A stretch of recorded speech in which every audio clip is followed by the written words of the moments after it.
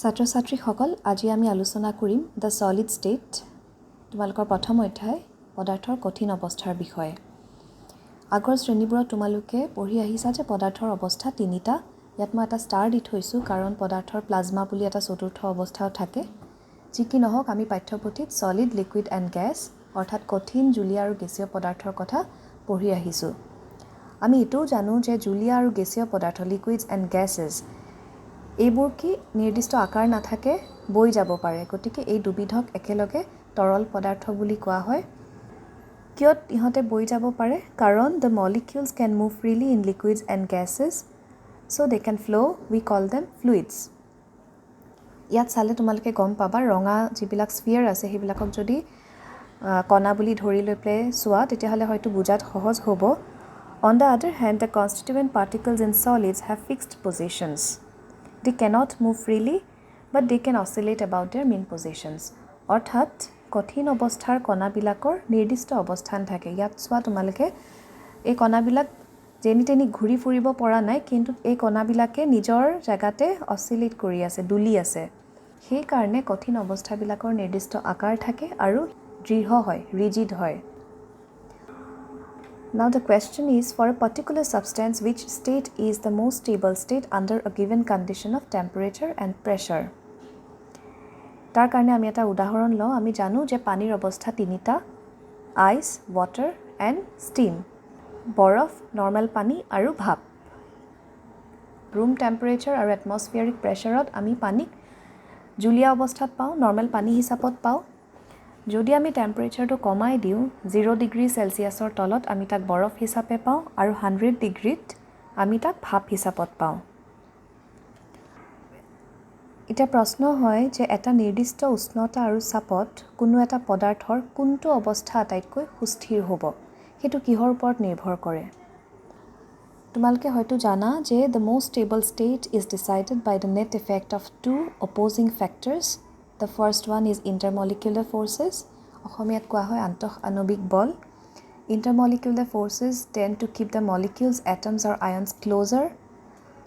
মানে অণুবিলাকৰ মাজত অণু পৰমাণু বা আয়নবিলাকৰ মাজত যেটো বলে ক্ৰিয়া কৰে তাক আমি আন্তঃ আণৱিক বল বুলি কওঁ আৰু সেই বলটোৱে কণাবিলাকক এটা কান্তুৰ ওচৰত ধৰি ৰাখিব বিচাৰে On the other hand, the second factor is thermal energy. অসমীয়াত কওঁ তাপীয় শক্তি তাপীয় শক্তিয়ে কি কৰে it tends to keep the constituent particles apart by making them move faster মানে তাপীয় শক্তিয়ে কণাবিলাকৰ বেগ বঢ়াই দিয়ে আৰু এটাক আনটোৰ পৰা দূৰলৈ পঠাব বিচাৰে যেতিয়া টেম্পাৰেচাৰটো কম হয় at sufficiently low temperature thermal energy is low মানে তাপীয় শক্তি কম হয় গতিকে কণাবিলাকৰ বেগ কম হয় আমি ইতিমধ্যে ক'লো যে ইন্টাৰমলিকুলাৰ ফৰ্সেছে কণাবিলাকক এটাক আনটোৰ ওচৰত চপাই আনিব বিচাৰে গতিকে intermolecular forces bring the constituent particles so close at low temperature that they cling to one another and occupy fixed positions but they can still oscillate about their mean positions অৰ্থাৎ কম উষ্ণতাত যেতিয়া তাপীয় শক্তি কম হয় তেতিয়া আন্তঃ আণৱিক বলে কণাবিলাকক ইমান ওচৰ চপাই আনে যে হিহত এটা আনটোৰ লগত প্ৰায় সংলগ্ন হৈ নিৰ্দিষ্ট অৱস্থান লাভ কৰে তেনে অৱস্থাত কণাবিলাক যেনি তেনি গতি কৰি ফুৰিব নোৱাৰে আৰু তাকে আমি কি বুলি কওঁ কঠিন অৱস্থা বুলি কওঁ অৱশ্যে কণাবিলাকে সেই নিৰ্দিষ্ট অৱস্থান সাপেক্ষে দুলি থাকিব পাৰে এই কথাখিনিকে ইয়াত অসমীয়াত লিখি থোৱা আছে তোমালোকৰ অসমীয়া কিতাপখনত এবাৰ পঢ়ি চাবা Now what are the properties of the solid state আমি ইতিমধ্যে কিছু কথা পালো তথাপিও আমি আকৌবাৰ চাই লওঁ কঠিন পদাৰ্থৰ বৈশিষ্ট্যসমূহ কি কি Solids have definite mass, volume and shape. নিৰ্দিষ্ট ভৰ, আয়তন আৰু আকৃতি থাকে. Intermolecular distances are short. কণাবিলাক যেহেতু ওচৰা-ওচৰিকৈ থাকে গতিকে তাহাঁতৰ আন্তঃ আণৱিক দূৰত্ব intermolecular distance খুব কম হয়.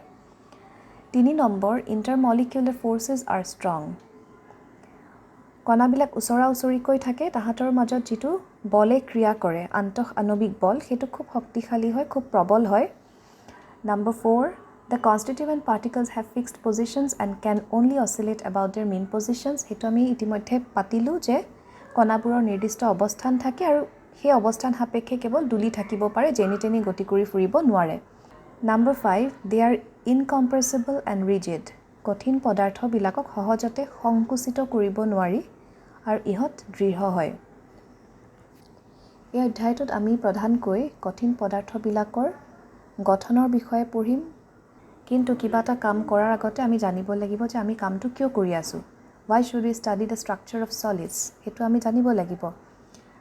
প্ৰথমতে কথাটো হ'ল যে আমি ৰাতিপুৱাৰ পৰা ৰাতিলৈকে যিবিলাক বস্তু ব্যৱহাৰ কৰোঁ তাৰ বেছিভাগে তোমালোকে যদি মন কৰা বেছিভাগে হৈছে কঠিন পদাৰ্থ। আমি ব্যৱহাৰ কৰা মোবাইলটো, গাড়ী, মটৰ, খোৱা বাচনবোৰ, কিতাপ, কলম, কাগজ, লাইট, ফেন, ঘৰৰ ৱালখন সকলোবিলাকে সলিড আৰু প্ৰত্যেকটোৰ ধৰ্ম বেলেগ বেলেগ হয়। কিহৰ কাৰণে ধৰ্ম বেলেগ হয়? কাৰণ তাহাঁতৰ কণাবিলাকৰ ধৰ্ম আৰু সজ্জা বেলেগ বেলেগ। I mean to say the properties of solids differ depending on the arrangement and properties of constituent particles.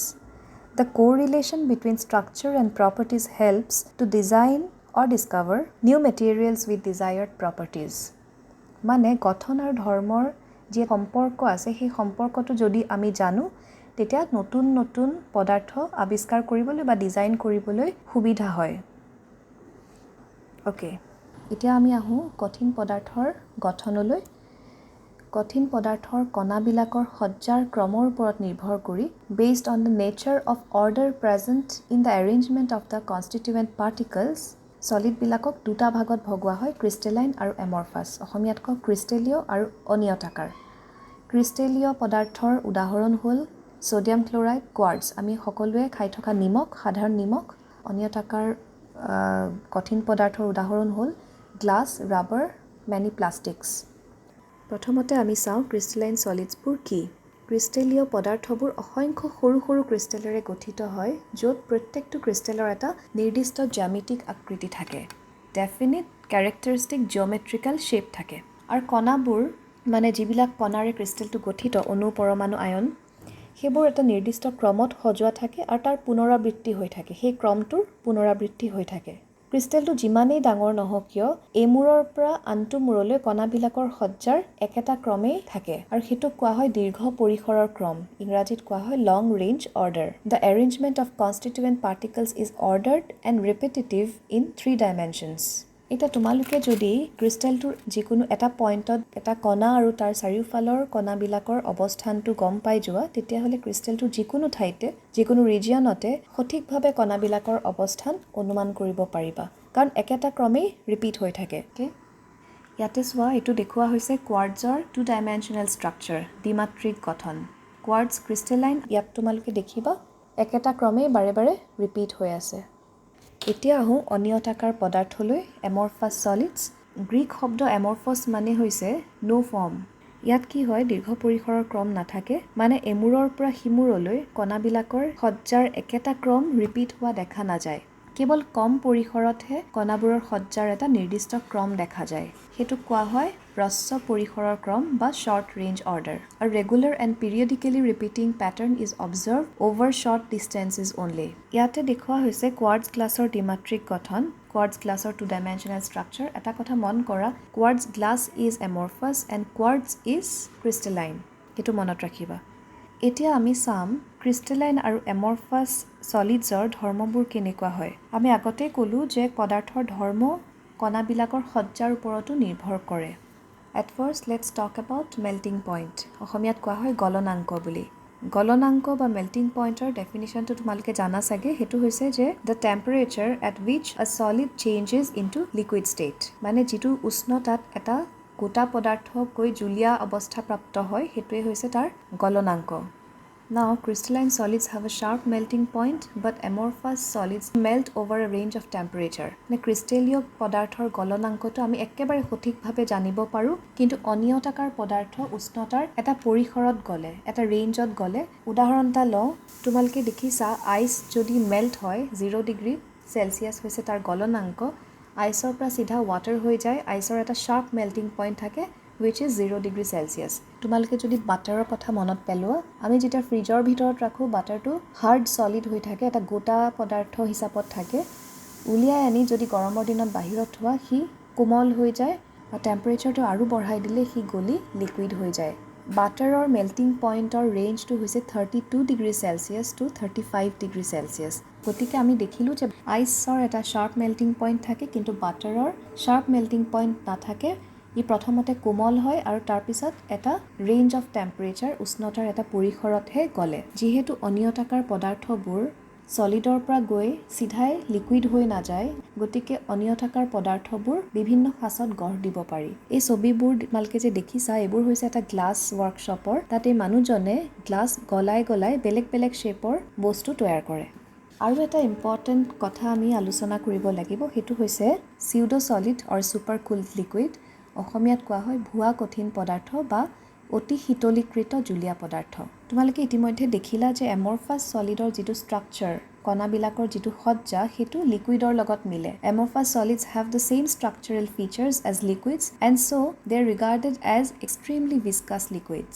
Like liquids, amorphous solids have a tendency to flow, but very, very slowly. জুলীয়া পদাৰ্থৰ নিচিনাকৈ অনিয়তাকাৰ পদাৰ্থবোৰ বৈ যাব খোজে, কিন্তু খুব লাহে লাহে। সেইকাৰণে সিহঁতক কোৱা হয় ভুৱা কঠিন পদাৰ্থ বা অতি শীতলীকৃত জুলীয়া পদাৰ্থ। আৰু এটা দৰকাৰী কথা আমি আলোচনা কৰিব লাগিব, আইসোট্ৰপি এণ্ড এনাইসোট্ৰপি। আমি এটা সলিডক আইসোট্ৰপিক বুলি ক'ম when the value of physical properties are same in all directions। মানে এটা ভৌতিক ধৰ্মৰ মান যেতিয়া সকলো দিশতে একে হ'ব, তেতিয়া আমি তাক সমদৈশিক বা আইসোট্ৰপিক বুলি ক'ম। এনাইসোট্ৰপিক মানে হ'ল যেতিয়া properties have different values along different directions। বিষমদৈশিক অসমীয়াত কোৱা হয় মানে বেলেগ বেলেগ দিশত একেটা ভৌতিক ধৰ্মৰ মান বেলেগ বেলেগ হয়। কেনেকুৱা ভৌতিক ধৰ্ম? Physical properties. ইয়াত কেইটামান এক্সাম্পল দিয়া হৈছে, mechanical strength, refractive index, electrical conductivity etcetera. অসমীয়াত বৈদ্যুতিক ৰোধ, প্ৰতিসৰণাংক ইত্যাদি। আমি বুজি পালোঁ আইসোট্ৰপিক আৰু এনাইসোট্ৰপিক মানে কি। এতিয়া এমৰফাছ সলিডবিলাক হ'ল আইসোট্ৰপিক আৰু ক্ৰিষ্টেলাইন সলিডছবিলাক হ'ল এনাইসোট্ৰপিক। অনিয়তাকাৰ কঠিন পদাৰ্থবোৰ সমদৈশিক আৰু ক্ৰিষ্টেলীয় পদাৰ্থসমূহ বিষমদৈশিক। কিয় এনেকুৱা হয়? কাৰণ এমৰফাছ সলিডছ অৰ্থাৎ অনিয়তাকাৰ কঠিন পদাৰ্থবিলাকত লং ৰেঞ্জ অৰ্ডাৰ নাথাকে, দীৰ্ঘ পৰিসৰৰ ক্ৰম নাথাকে। গতিকে কণাবিলাক সকলো দিশতে অনিয়মিত হয়, ইৰেগুলাৰ এৰেঞ্জমেণ্ট হয়। Overall arrangement becomes equivalent in all directions. কিন্তু ক্ৰিষ্টেলাইন সলিডবিলাকত তেনেকুৱা নহয়। ইয়াত যদি চাওঁ আমি, তেতিয়াহ'লে আমি দেখিম ইয়াত দুটা ধৰণৰ কণা আছে, নীলা আৰু ৰঙা। নীলা সলিড চাৰ্কল আৰু ৰঙা MT circle. Along A B আমি কি পাম? এটা ফাল নীলা, এটা ফাল ৰঙা। আৰু এলং চি ডি চালে আমি কেনেকুৱা পাম? ৰঙা নীলা, ৰঙা নীলা, ৰঙা নীলা। তাৰ মানে আমি যদি এই দুটা ডিৰেকশ্যনত মেজাৰ কৰোঁ, along A B and along C D, আমি একেটা ভৌতিক ধৰ্মৰ মানে বেলেগ বেলেগ পাম, কাৰণ কণাবিলাকৰ সজ্জাটো এই দুটা ডিৰেকশ্যনত, এই দুটা দিশত বেলেগ বেলেগ। এতিয়া তোমালোকৰ টেবল 1.1ত দিয়া আছে ডিষ্টিংশ্যন বিটুইন ক্ৰিষ্টেলাইন এণ্ড এমৰফাছ সলিডছ। তাত 7টা পাৰ্থক্যৰ কথা উল্লেখ কৰিছে। তাৰে বেছিভাগ আমি আগতে কথা পাতিলোঁ। শ্বেপ, ক্ৰিষ্টেলাইন সলিডৰ এটা কেৰেক্টাৰিষ্টিক জিঅ'মেট্ৰিকেল শ্বেপ থাকে, নিৰ্দিষ্ট বৈশিষ্ট্যপূৰ্ণ আকৃতি থাকে। এমৰফাছবিলাকৰ ইৰেগুলাৰ হয় শ্বেপ, অনিয়মিত হয়। মেল্টিং পইণ্ট, ক্ৰিষ্টেলাইনবিলাকৰ শ্বাৰ্প মেল্টিং পইণ্ট থাকে। এমৰফাছ সলিডবিলাক টেম্পাৰেচাৰৰ এটা ৰেঞ্জত গ'লে। এতিয়া আহিলে ক্লিভেজ প্ৰপাৰ্টি। যেতিয়া আমি এখন ধাৰ থকা চুৰিৰে কাটিম, তেতিয়া পদাৰ্থটো দুটা টুকুৰাত ভাগ হ'ব আৰু নতুনকৈ সৃষ্টি হোৱা ছাৰ্ফেচবিলাক সমান আৰু মিহি হ'ব। The newly generated surfaces are plain and smooth. On the other hand, যেতিয়া এমৰফাছ সলিড এটা কাটিবা, তেতিয়া যি দুটা ভাগত ভাগ হ'ব, তাৰ ছাৰ্ফেচবিলাক ইৰেগুলাৰ হয়। সেইটো তুমি ৰবৰ এটুকুৰা বা টায়াৰ এটা কাটিলে চাব পাৰিবা। নেক্সট আহিলে হিট অফ ফিউজন। ক্ৰিষ্টেলাইন সলিডবিলাকৰ definite and characteristic enthalpy of fusion থাকে, অসমীয়াত কোৱা হয় গলন তাপ। আৰু এমৰফাছবিলাকৰ ডেফিনিট এনথেলপি অফ ফিউজন নাথাকে। 5 নম্বৰ এনাইসোট্ৰপি। আমি কথা পাতিলোঁ ক্ৰিষ্টেলাইনবিলাক এনাইসোট্ৰপিক, এমৰফাছবিলাক আইসোট্ৰপিক, বিষমদৈশিক আৰু সমদৈশিক। তাৰপিছত আহিলে ক্ৰিষ্টেলাইন সলিডবিলাক ট্ৰু সলিডছ, প্ৰকৃত কঠিন পদাৰ্থ। আৰু এমৰফাছবিলাক হ'ল চিউডো সলিডছ, ভুৱা কঠিন পদাৰ্থ, কাৰণ সিহঁতৰ লিকুইডৰ লগত মিল আছে। Finally order in arrangement of constituent particles, কণাবোৰৰ সজ্জাৰ ক্ৰম। সেইটো আমি আলোচনা কৰিলোঁ যে ক্ৰিষ্টেলাইন সলিডবিলাকত লং ৰেঞ্জ অৰ্ডাৰ থাকে আৰু এমৰফাছ সলিডবিলাকত শ্বৰ্ট ৰেঞ্জ অৰ্ডাৰ থাকে। আশা কৰোঁ এইখিনিলৈকে তোমালোকে বুজি পালা। বাকীখিনি কথা আমি নেক্সট পাৰ্টত পাতিম। Thank U.